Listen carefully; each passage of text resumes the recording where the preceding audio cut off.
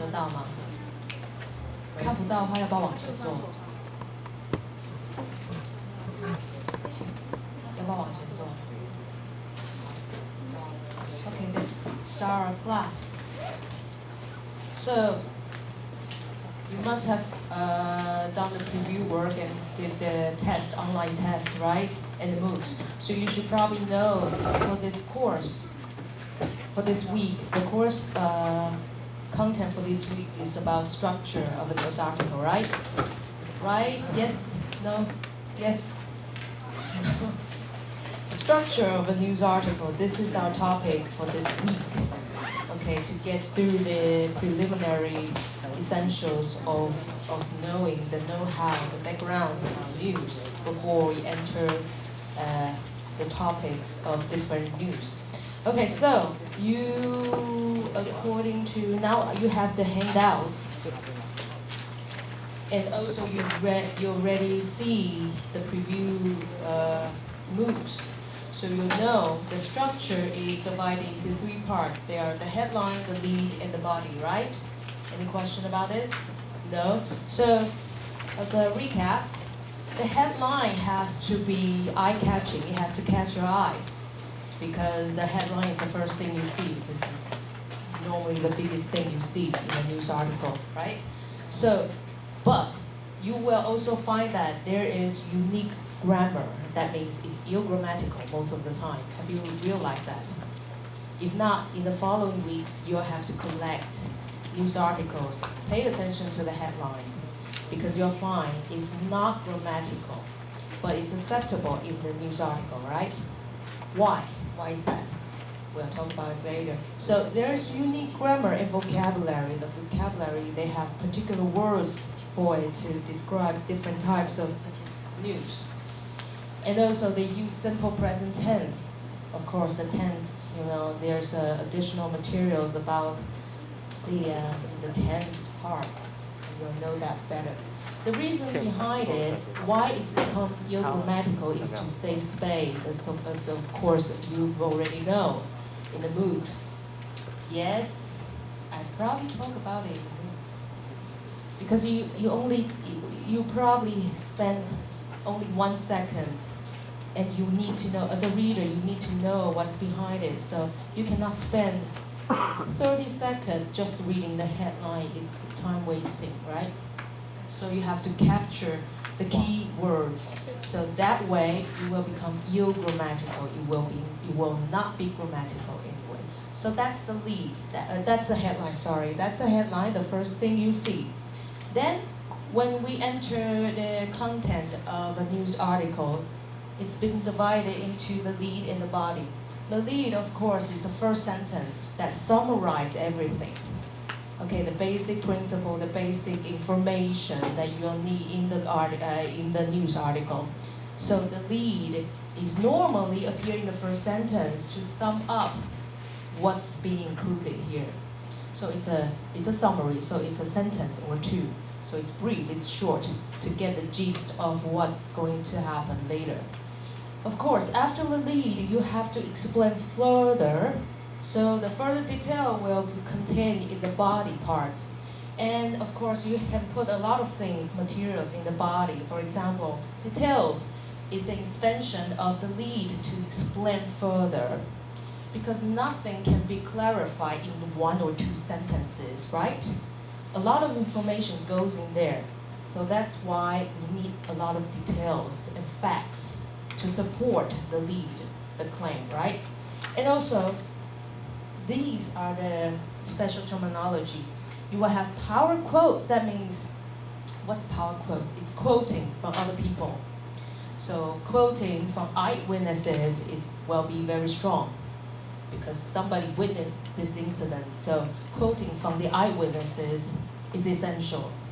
Also quoting from important experts or scholars, because that they stand for solid source, right?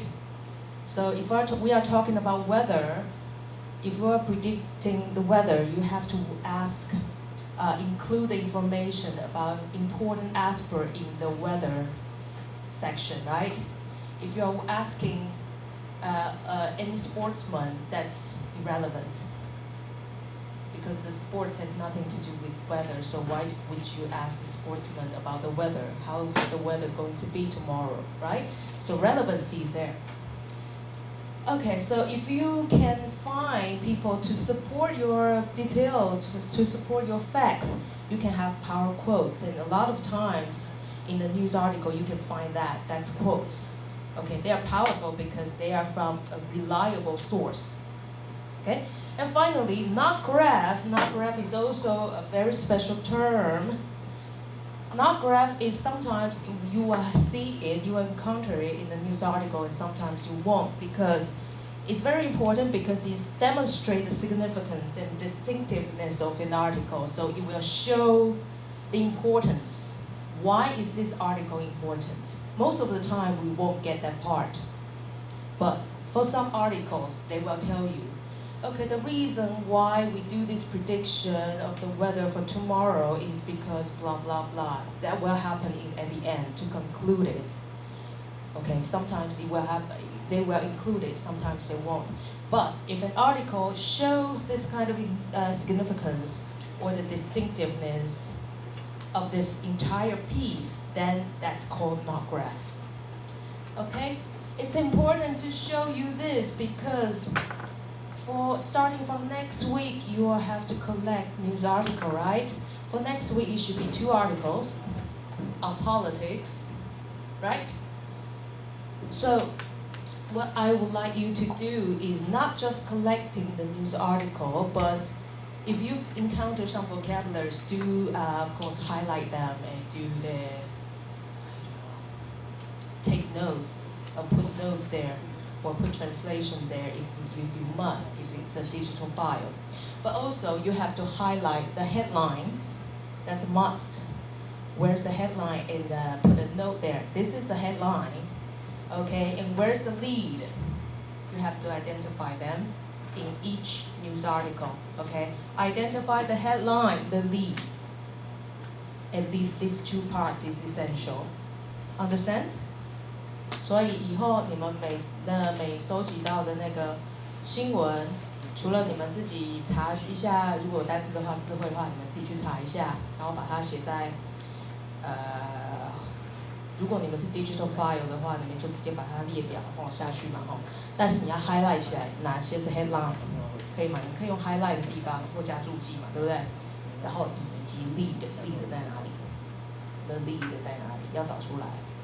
But also, if you can find power quote and other detailed section or non-graph, bracket or highlight them and say and put a, I don't know. Put a note there and to identify which is which, okay? But these 2 parts are very is required. 至少你一定要把 headline 很简单吧and the lead 一定要列出来一定要把它弄出来。当然你们单字查找也是要，如果你有的话如果你觉得那个都看得懂的话，那当然没问题。Okay, so this is the structure outline as a review. This is already a review now. Now, about headlines. Okay, we move on. You can turn to the other page on the headline, the special grammar of the headline. Of course, I already tell you about some simple principles, especially when it comes to verbs. So you must use simple present tense to describe past events. This is what happened with headlines. So this is why it becomes grammatical, because it becomes a rule in news English writing that they use simple present tense to describe past events. Okay, so don't feel awkward when you realize that, for example, President Obama defense stimulus bill, it happened in the past, but it used present tense. But this is common in the news English. Okay, so it's already listed here as well. And the second part, the present progressive tense to describe ongoing event. So you see, there is no be verb, right? It should be FDA is still probing Friday's blah blah blah, right? But it's omitted. So this is what happened with headlines. They just omit the be verb. the present progressive. And also the third one, use the infinitive form to describe future event. So this is what happened in the future. They use Malaysia to update, but this is actually trying to describe the future event. Okay, so it's very grammatical, but this is using English grammar. Okay, so just get used to it. With this tense, it reveals that this is a future event. Malaysia is going to update their quota system. Okay, it hasn't happened yet, but it will happen later.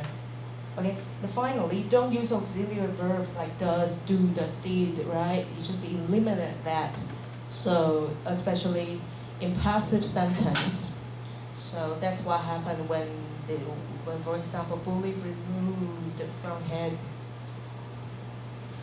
It should be bully has been removed from the head, right? But you just simply use that.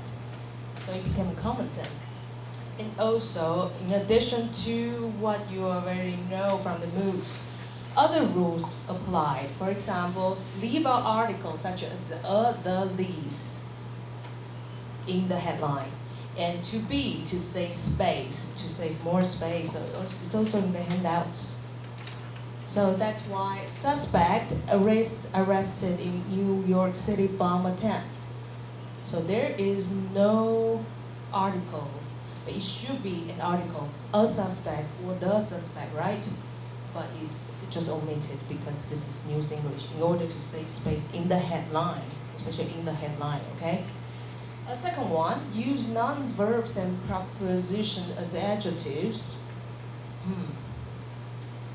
So, post-Copenhagen climate talks began amidst discords.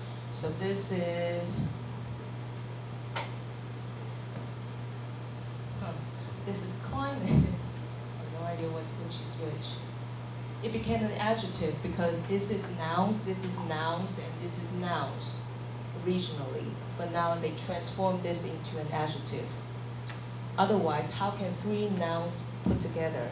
It's weird. But in News English, you automatically change that property into an adjective. Okay? The third one, so this is just for your reference, okay? Just an idea of how grammatical the headlines are. Okay, use specialized vocabulary and abbreviation. Abbreviation 就是缩写。好，所以 specialized vocabularies, for example, Judge Nick's media request for iPhone warranty. So Nick's for refuses. Nick's means refuses. We recognize this word, but for this word is something we rarely encounter. But it's a special term. Sometimes they create their own pool of vocabulary for the news. So you will encounter something like a lot of vocabulary, but actually it means exactly the same. And warranty is also the same thing. Warrant is a legal term.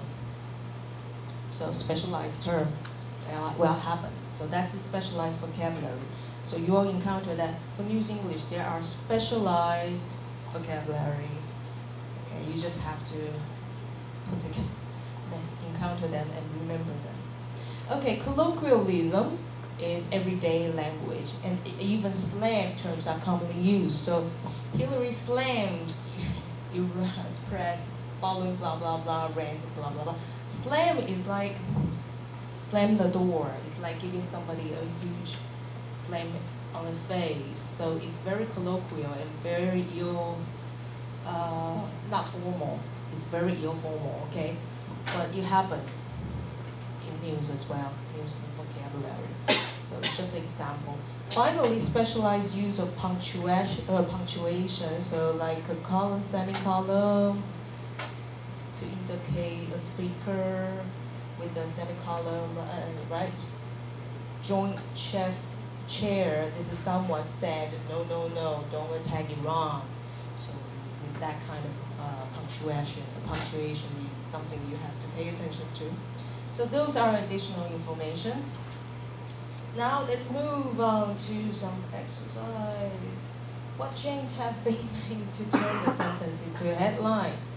So we know there are a lot of rules. A lot of times there are omitted words or particular word form, abbreviation or exclamation mark, and so on.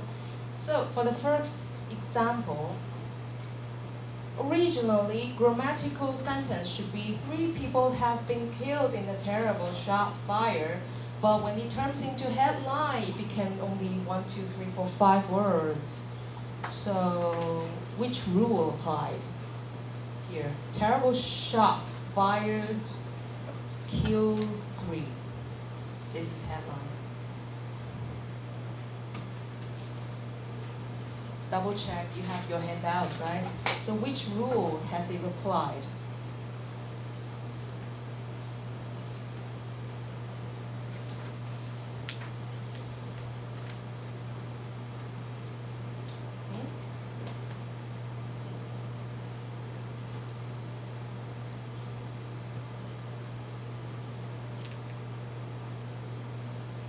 I think probably the first, use simple present tense to describe past events, right?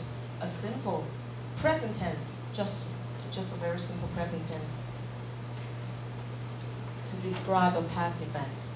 Okay, the second one, the Boston Red Sox have humiliated the Toronto Blue Jay was lost 8-0.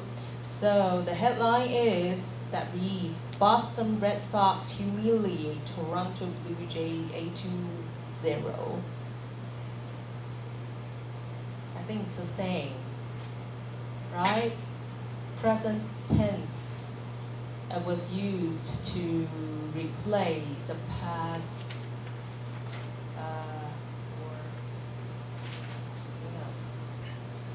or the omission of auxiliary verbs or present progressive.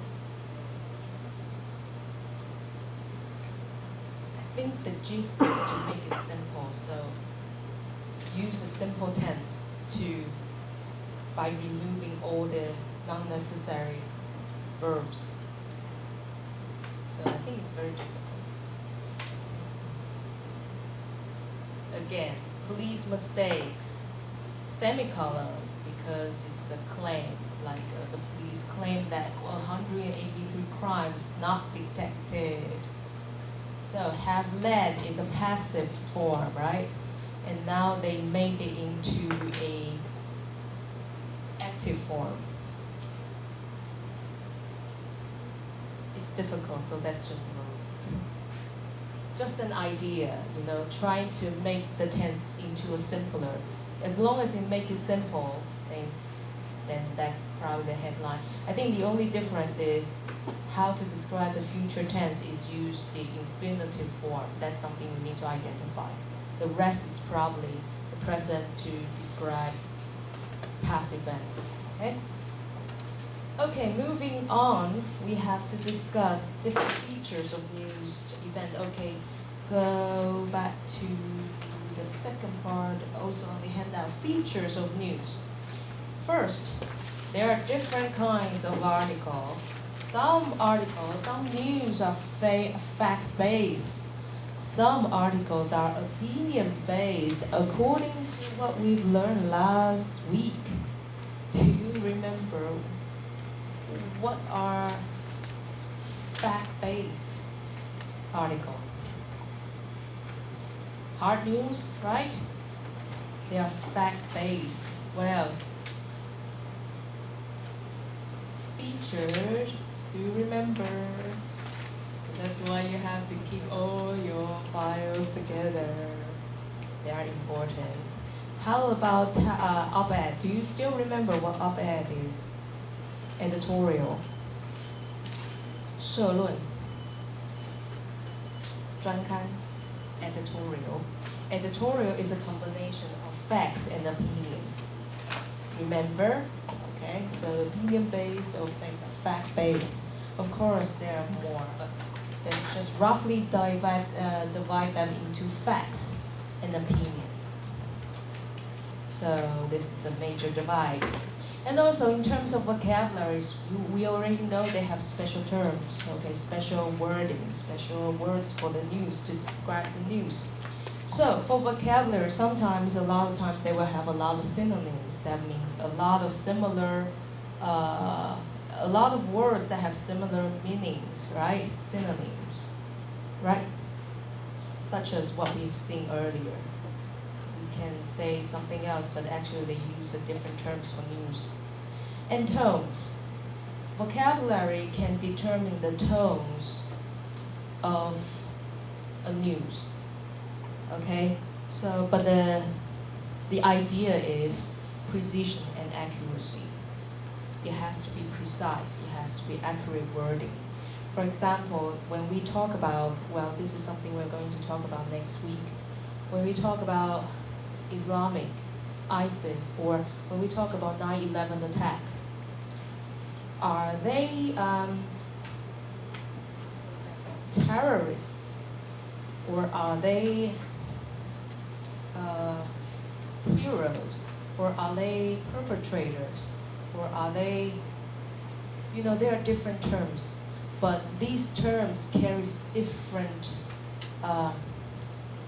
level of guilt and different level of criminal that's behind it. For terrorists, it's very serious. But if you're saying they are defending their countries, it depends on who's seeing what, right? Could happen that way. So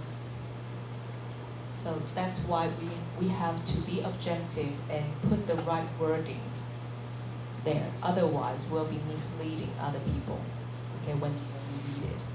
Okay, so vocabulary and wording used may affect the tone and especially perspectives of the news article. This is why. Okay, there's a huge difference between terrorist and patriot. Both terms have been used in these kind of attacks. Patriot is something very positive. Terrorist is all negative, right?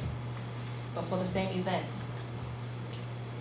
different papers, different articles from different nation may have used words differently. So that's why it's important. It can affect how we see the news. Okay, the effect of these things is it could become, if we use it wrongly, the article will be biased. It will be 有偏见, okay? It will be biased or misleading, just 偏颇. Okay, so that's why for the ethics of journalism, which we'll come to later, it's important to use the right words, to use the right measure to evaluate certain events without a subjective idea. Okay, because subjectiveness always leads people into believing what you want to believe, but it may not be the fact, may not be the truth.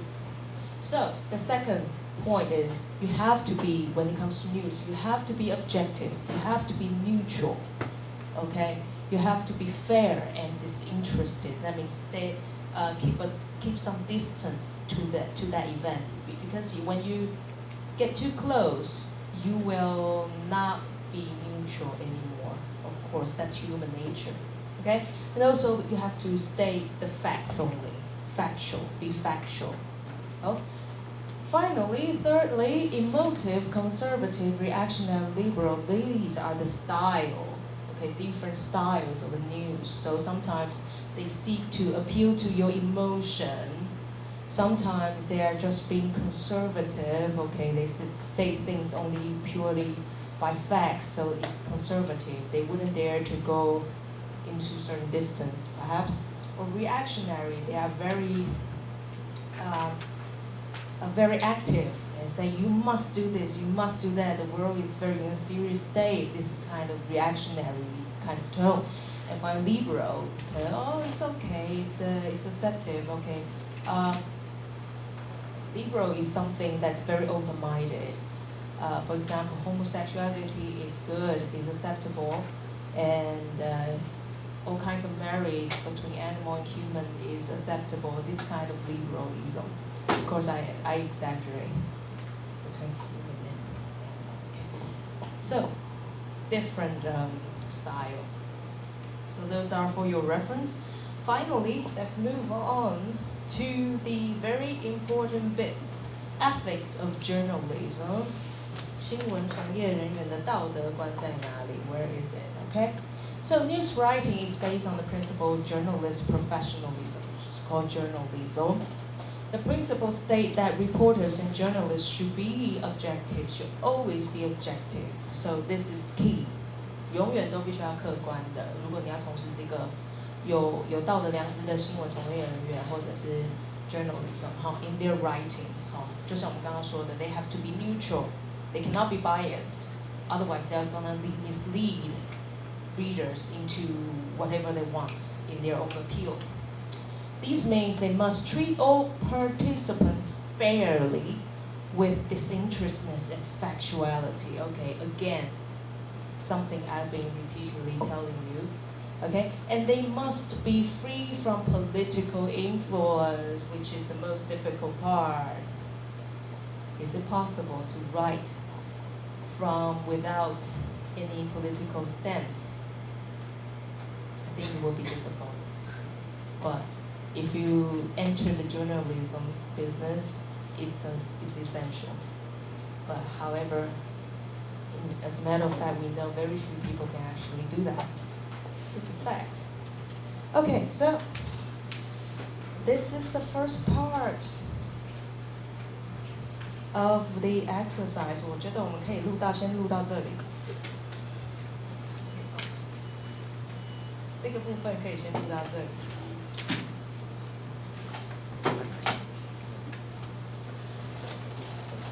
接下来 of course, please turn on your computer.